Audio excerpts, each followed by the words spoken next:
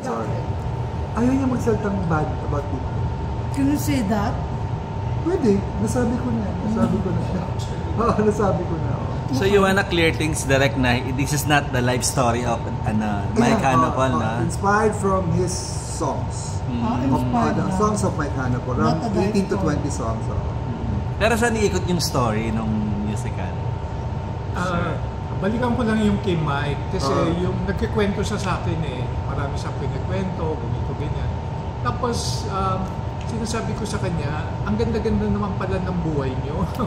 Wala kayong kaaway, hindi kayo parang na ipawan nyo lahat yung mga problema nyo. So gusto ko sana siyang, alam mo naman tayong mga nagkikwento, gusto natin yung exciting part. Diba? So yun nga, sabi ni Franny, hindi siya masyado ganyan. So siguro protective din siya. Tapos he has found a religion. No? Yeah, yung parang na pagkatapos ang marami niyang buhay sa rock world, parang na-stabilize siya ng religion niya. So siguro ganun yung effect. So Hebrew. Ang kinuha ko lang na portion dun sa buhay niya ay yung tatay niya ayaw siyang maging rockstar. Tapos ayaw siyang maging musician. Na parang nakakapagtaka kasi yung tatay niya is also a musician, if I'm not mistaken. Nag-ano siya sa band, yung lumang army band. So doon ko pinaglaruan na lang yung, hindi naman lang, pero doon ko pinaglaruan yung kwento niya. So para ang pakiramdam ko kasi si Mike gusto niyang maging musician maski nasabihin ng tatay niya na wag. So yun yung germ nung kwento. What if yung isang bata gusto niyang maging musician o gusto niyang maging kahit na ano, pero pinipilit siya ng mga magulang niya na wag maging ganon. So ano yung mangyayari sa kanya? So sir, meron beyond Mike Hanapol? Sir Nick lang. Ay, sorry. Ayun. Nakasanay. So meron beyond Mike Hanapol? Yes, meron. Okay. One scene. Two scenes.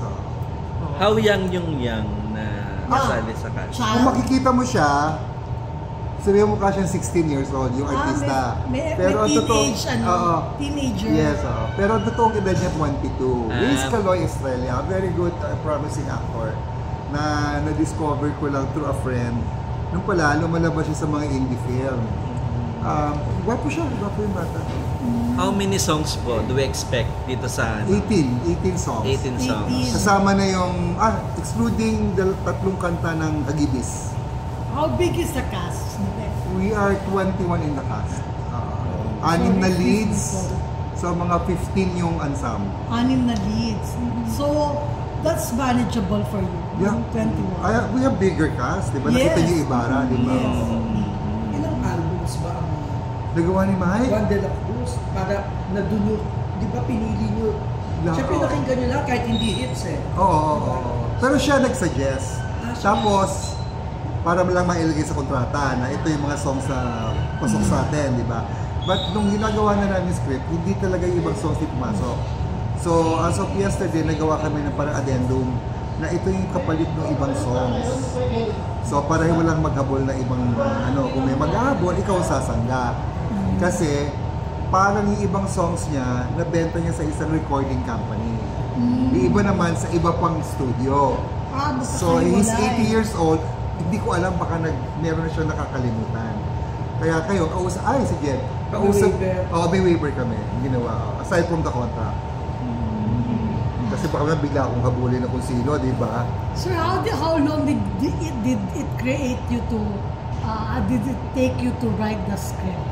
Medyo mahaba kasi sinasabi ko kay Franny, mabagal ako magsulat kasi ang dami kong research, ang dami kong revisions. Jen Balsamo. Hi. Our musical director and arranger. Leia and Alan. Jojo. RRPR si Jojo. Siya ang kumalit kay Ricky Gallardo. Thanks, Ron. Kahit Sumubo ka na. Sige po, sir. Meron yun. You were saying something. Mabagal ako magsulat. Pero pag nakuha ko na, mabilis na. So siguro mga 2 months. 2 months, 3 months. Mga Pero 3 months. not bad, oo. Not bad. Pero syempre, we are still, alam mo, ang exciting part ng ng musical, parang bago siya eh. So wala pang nakakakita nito ever. Maski kami hindi pa namin nakikita. So when did you learn that you would write the script? What month was that? Siya yung Hindi, April. when did you learn? April ko siya tinawagan. Parang April. mahina ako sa mga months. Or So, basta mga first week of May. Basta ganun lang. Mabilis lang. For the record po, yung lead stars natin, We have Jet Pangan, David Ezra, Nino Alejandro, Geneva Cruz, and Jeffrey Hidalgo with this classical singer Sheila Perel. Sila yung main cast. Main cast. characters. A classical singer in a musical. That's rock. That's rock. Yun nga, napagsabihan ko kahapon, kasi sabi niya, tinanong ko siya, Jed, si nagka-classical. No, sabi niya, no, sabihan mo. So yun, sabi niya, sige, okay lang, sabi niya. Kasi yung mga classical singer, mas kampante sila pag yung classical ang kanilang ginagamit. Napapagod daw sila pag natural na boses. Totoo yun. Kayo, Direk, ano pong expect ng mga manonood sa inyong... Ay, ginulo niya buhay ng mga Di ba? Ay, naloka. What to expect from this? Well, I'm hoping, or we're hoping that with this showcase of the songs of Mike Hanopol, maging aware ang younger generations. When I say younger generations, younger than me. Gen Z and the millennial. Younger generations of the songs of Yes, because they are not, di ba? Kasi hindi nila alam. Hindi nila alam. Even the Jepox word, parang they're not familiar with it. But they know Laki sa Layaw. Alam nila, yun lang Jeff Rocks ang hindi nila alam. Kung ano ibig sabihin. Pero ibig sabihin ba nun, yung mga arekto, papasa o magugustuhan din mga Gen Z? Makaka-relate yung mga Gen Z. As much as possible, we try to stick to the original. Pero since this is already in the context of musical, we had to make certain adjustments para mas akma sa kwento. Kind of what other jukebox musicals have done, na nag-adjust ng kaunti, not necessarily na kopya-kopya talaga from the original. Of course, nasa kanila na yun if they want to know ano ang tunog ng original. Tapos malaman nila na, ay, ito na yung original. Tapos pagdating sa musical, Iba. Yun. Sila na magre-research na, di ba? Ang ginawa talaga ni Jed is really a musical direction. Dinirect niya yung buong music ni Mike Hanopol. Inanap niya doon sa script ni Nick at dinirect ko. So ganun talaga. Parang collab kami talaga. Explain po ba dito sa musical yung words na Jeff Rocks doon, di ba? Kasi parang makita rin ng mga millennials. Tsaka yung mga baliktad na salita, maririnig nila rito. Di ba during the 70s, Repa Pips, yung mga ganun expression, di ba? Marami ginagamit nila sa play. Bad trip ka naman mga gano'n. O pa-score naman ng kung ano, parang gano'n. How many percent yung songs? How many percent are the dialogues? Parang 50-50. 50-50. Tapos nasabi nyo kanina direct na mayroong special participation si Mike Hanopol. Isa lang nga sa opening night Sa opening November night. 20. He'll do a song, siguro Jeff Rocks lang, yun lang sa layan. Uulitin lang yan. So, once lang siya manonood. Oo. Mahirap mag-manage ng 80 years old. Exactly. Diba? And then the stage of GSIS, napaka yung daanan, makitid. Direct, opening remarks mo ba siya? Or Hindi something? na, wala nung gano'n. Walang ganon. Mahabang magsalita Actually, niya late na. daw siya sa 20. Kaya nga Exactly. late daw siya pero hapon siya, sabi niya. So first time niya rin mapapanood. May engagement pa? Meron pa. Wow. Bumubuking pa lolo mo. Nakakarating pa May ng Mindoro. booking? Yes. OMG. Per gigs yun. Per gigs. Oo, per gigs. Wow. Pero nakaupo na siya habang kumakanta. Ah. Kasama siya sa opening ng PBA. Because of this, naalala siya ng mga Purdue ng PBA. Kaya maganda rin ang nangyari sa kanya. Paano yung proseso mo na, di ba, I'm sure, nag-work kayo closely together kasi yung music. Oh, we have several Paano yung meetings. naging proseso? Wala, sinasabihan ako ni Jen, sulat mo muna. So, syempre, bumabaw tayo kay Joel. So, susulat muna tapos lalagyan ng kanta. Basta hanapin yung tamang kanta. Meron na akong konting idea, but you know, there's always an additional eye from the musical director. So, sasabihin niya, baka mas bagay kung ito. Kaya, baka ano. Pero maganda yung ano namin, kasi the usual musical is that meron kang may sasabihin yung character, tapos may word, may salita. Kunyari, ayaw ko sa'yo. Tapos ang susunod na kanta, ayaw ko sa'yo. Wow. Diba? Parang ganun pa. Dito hindi. So how? hindi ko alam. So alamin natin, panoorin natin. Basta yung salita dun sa eksena, not necessarily yung salita dun sa kanta. Sa kanta. So, sir... Kasi parang corny yun. Parang ang corny na parang, eto kakanta na ako. So, meron akong lead na ito yung phrase leading to that. So, inisip namin baka, inisip ni Joel, pala ka, basta ito. Yeah, parang pinag-usapan na, kakantahin pa. Hindi ganun mangyayari dito. Iba ang teksto ng kanta. Pero yung arreglo niya, nandun sa mood nung pinag-uusapan. So you listen to all the songs first before writing the script? I tried. Ang dami niyang kanta. 100 songs siya. Oo, ang dami niyang So kanta. at that time, hindi pa decided which ones to use? Meron na. Meron Meron na. siyang, parang meron siyang Alright. checklist. So, Kasi hanapin mo lang. Hanapin Alright. mo lang na kasi yun yung favorite niya eh. Yeah, so it was yung binigay imperative niya. that you listen to all the songs. Oo, pero To most of the songs. yung narrative naman, yung kwento, minsan hindi naman umaayon o kaya minsan parang naulit na. So yung tema na nitong kantang to, naulit doon sa ibang kanta.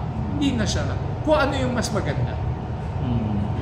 Ang difference kasi with in constructing a musical, lalo na for pag original musical kasi, usually both the librettist, the book writer and the composer, yun na nagko-collaborate talaga ng halos magkasabay. But with a jukebox musical, it's more book-centric. Bakit? Books and? Book-centric. Book-centric. Book-centric. Sorry. Kasi existing na yung songs. Thank you. So, nakasalalay sa book writer kung paano i-weave yung storyline dun sa kwento. Not necessarily na literal. That's why in the beginning, Nick was asking for my input on which songs ganyan. Talaga sabi ko, hindi, tapusin mo muna kasi I didn't want him to be influenced with my choices of the songs. Yan din na naging proseso namin kay when I did Awitin Mo at Isasayaw Ko for Bali Philippines back in 2016. Yun, kabisado ko rin yun. But with Miss... So VST? With VST naman yun, oo, VST songs. Pero dahil alam din ng book writer noon na si Miss Bibet Orteza, alam niya yung catalog ng VST. Sabi ko, yun din ang ginawa ko. Miss Bibet, alam mo yan, gawin mo muna. And then pag pinakita mo sa akin, I'll give my comments kung okay ba yung pagpasok na ganyan. And then we can work from there na mas maganda ata Miss Bibet yung kanta na to ay ilagay mo dito or itong kanta ang gamitin mo dyan. So ganyan din ang nangyari sa amin dalawa for this one. Ang mahirap lang dito, ang mas challenging lang dito is I'm not that quite familiar with the entire catalog of Mike and Paul. Only the more familiar ones compared to the catalog of VST na talagang kabisado talaga siya. Ano naman ang advantage mo? Pag hindi mo Ang advantage sa pag ano, You have to listen to you have to listen eh. everything. You have to listen eh. Kasi like there were instances in the libretto, ay in the book ni Nick na kaya itong kwento, itong dialogue, itong scene, ganyan. Tapos ito ang pinasok na kanta. Tapos nung pinakinggan ko yung original arreglo, hala, paano to? Bakit ganyan yan? So that means, trabaho ko na okay, papalitan ko yung arreglo. Hindi pwede gamitin yung original na arreglo. I'll have to tweak it in some way or another. But as much as possible, I'd like to keep sana hinges of the original para hindi rin masyadong mawala. Because ayoko din, I also don't want the generation that know the songs of Mike Hannibal na biglang pagdating nila sa theater, hindi na nila ma-recognize. Yun din yung point in watching a jukebox musical because you want to hear something familiar. Yun. So it's kind of striking a balance between the generation that knows the songs of Mike Hannibal at yung hindi pa nakakaalam. So parang meron siya